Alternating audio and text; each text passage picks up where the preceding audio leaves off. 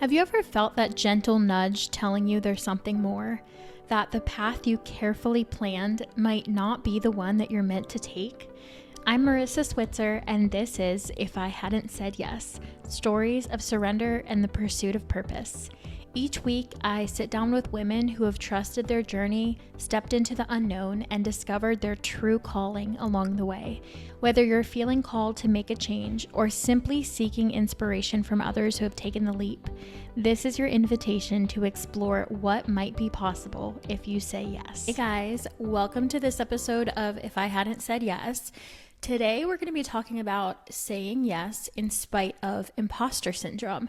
Now, this might be a shorter episode than usual, but it is one that I wanted to record for a while, and I've kind of been putting it off because this is definitely a vulnerable topic for me. I am going to share some things that I don't think I've ever shared on the internet about my business and about my insecurities, I guess. So I just want you to know that imposter syndrome is normal. It is something that almost every single person you know faces. We'll talk about that later. Let's get into it. So I first want to start by sharing my own journey with imposter syndrome. And my imposter syndrome was specifically tied to my age when I started my business. So when I started my business, I was 22 years old, and I was someone who had a decade of experience in the industry already at 22 years old. And I think a lot of people would like side eye that and say like, okay, sure, like you've been working in this industry since you were 12. But in reality, I'd been in some very incredible experiences since 12, like literally working in marketing for stores, for brands, and getting my foot into every door that I possibly could. But when I started my business at 22, a lot of people would look at me and be like, you're so young, like, you know, what do you know? Or how long have you been in this business? And not that people actually said that, but I think in the back of my head, that's what they thought. I also have the blessing and curse of looking a lot younger than I am.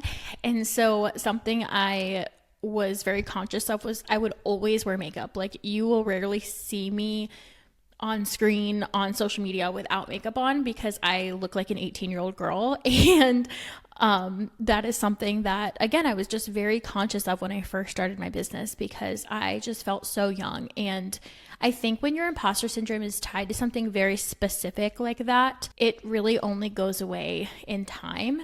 And I think that's true for a lot of things. You know, as you grow in your business, in your skills, in your talent, in your expertise, imposter syndrome starts to fade over time. But mine, I would say, didn't really go away until I was like 27.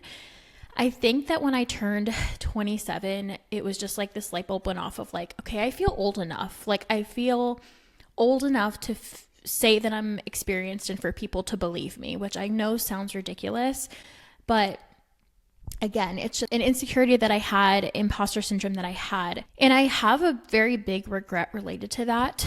When I was about 3 years into my business in 2018, I want to say, I started a podcast called Mission Driven Marketing. If you've been following me since the very beginning of my business, you may remember this. I quit my podcast because of imposter syndrome. And I don't think I've ever talked about this. I was very lucky to be having these conversations with people that I really, really respected in my industry. And I would listen to the episodes, and coming from a place of insecurity, I would feel like I have nothing to contribute to these conversations. Like these people know so much. They're so much more experienced than me. They're so much older than me. Like what do I have to contribute to these conversations? And so I really let that imposter syndrome take over. And I'll never forget, it was like specifically an episode where I interviewed a mentor of mine at the time. And after that conversation, I just felt like I don't have the longevity and experience in the industry at that time. I was only 3 years into my business to really impact people's lives, which again, I know sounds ridiculous because at this point I'd already served probably over 100 women in their business in a marketing capacity, and I'd already had all this experience. But to me, I just felt like I was so young that I couldn't contribute something. I didn't think about the fact that even though I felt like I couldn't contribute much, my audience and my community was still getting so much from these conversations, from hearing the experiences of other women. And it wasn't just about me. It wasn't just about how young I felt, but I let that imposter syndrome and that insecurity become so deeply ingrained in how I operated as a business owner at that point that I walked away from the podcast. And whether it was just me not feeling as passionate about it or me really giving into that insecurity, I think that's one of my biggest regrets in business, is that I let it get to me that much that I gave up a platform that could have impacted so many women, not through myself, but through the guests that I had speaking and the experience and advice that they had for other business owners. So now that I'm 10 years into business, 20 years almost, which is crazy, into the industry, I wanted to share a few things that I've learned about imposter syndrome. And again, I want to go back to imposter syndrome being tied to something specific like mine was. When I turned 27, there was just something in me, like I said, that sparked and felt like I'm old enough. I feel old enough. I'm almost 30. I don't feel so young to the point where I feel like people are going to question me anymore.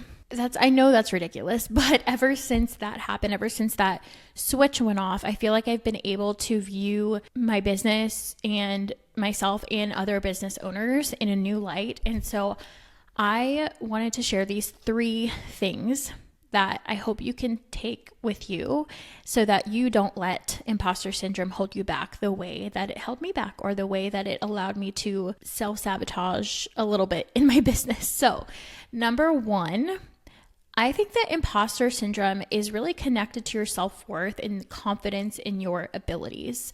Even though I had been in the industry again for almost 10 years, I think that because I was labeled a new business owner in my own head, like, yes, I'm a veteran in the industry kind of, but I'm new when it comes to owning a business.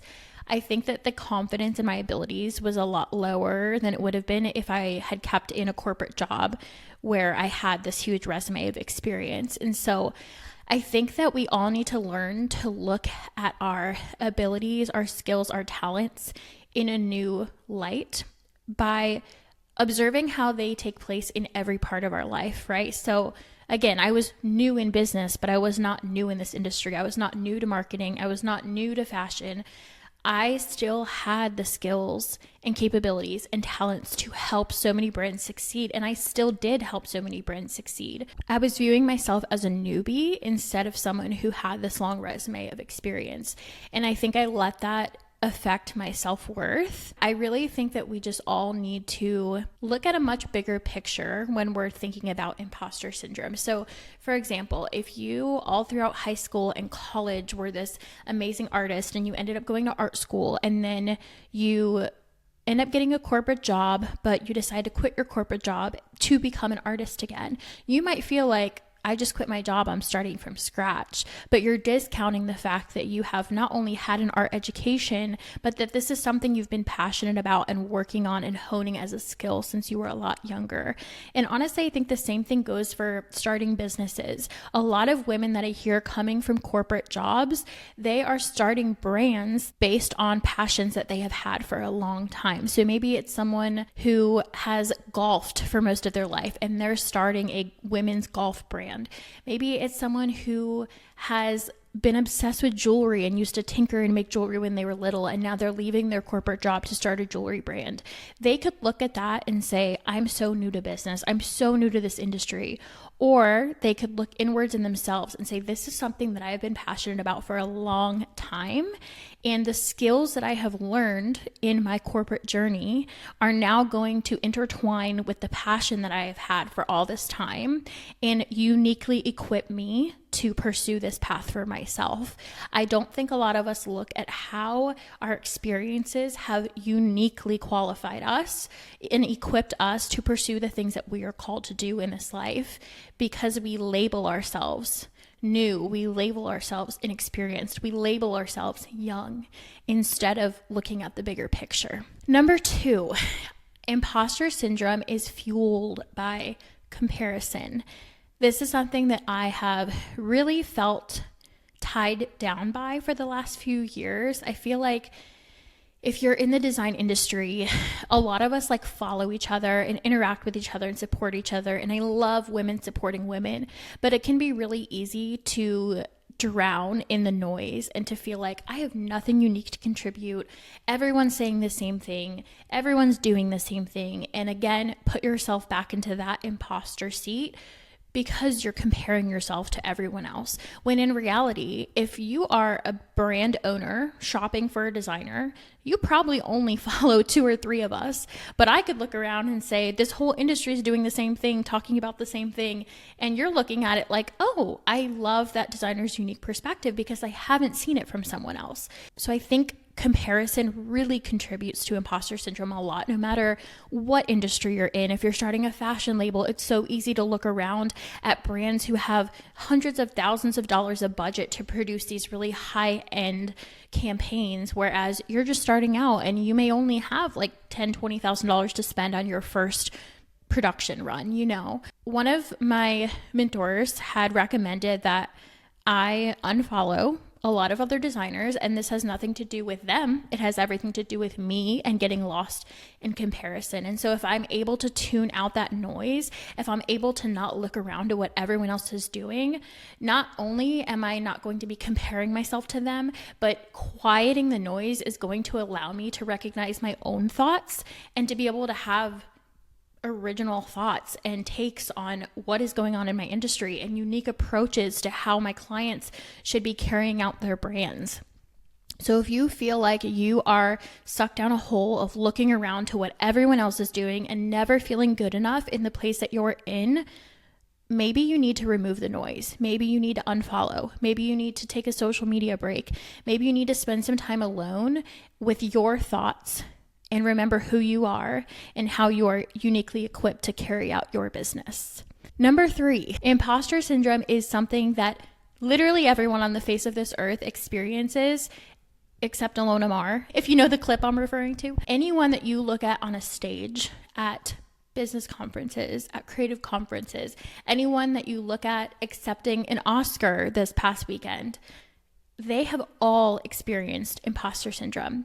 And if every single person that experienced imposter syndrome, number 1, believed that they were actually an imposter, and number 2, allowed it to stop them from pursuing their calling or their purpose or what they're meant to do in this life, we'd all just be sitting around, not doing very much, not being very productive, not having anyone to look up to, not living out our callings and our dreams, because we'd all be falling victim to these thoughts. So when you're feeling like an imposter, I want you to think of someone that you really look up to in your industry, someone that has mentored you, someone that you would like to work with one day. And I want you to remember that even they face imposter syndrome, but they don't let it stop them. They don't let it hold them back. They still move forward. They look at the bigger picture. They remember that they are uniquely called and equipped to pursue what they are meant to do. And you need to remember that you are too. So that's my take on imposter syndrome. I know this episode is a little bit shorter than normal, but I just wanted to talk about this topic and share from a vulnerable place of how I have let it affect myself and my business, so that hopefully you don't let it hold you back. And I can't wait to see what you do when you stop listening to that voice in your head telling you that you're not enough. Thanks so much for tuning into this episode of If I Hadn't Said Yes. If this episode inspired, encouraged, or moved you in any way, your rating and review would be greatly appreciated. Or maybe this episode made you think of someone in your life that you want to encourage to go for their big yes. Feel free to share it with a friend. You can keep up with all of our content at If I Hadn't Said Yes Pod on Instagram. We'll see you next week.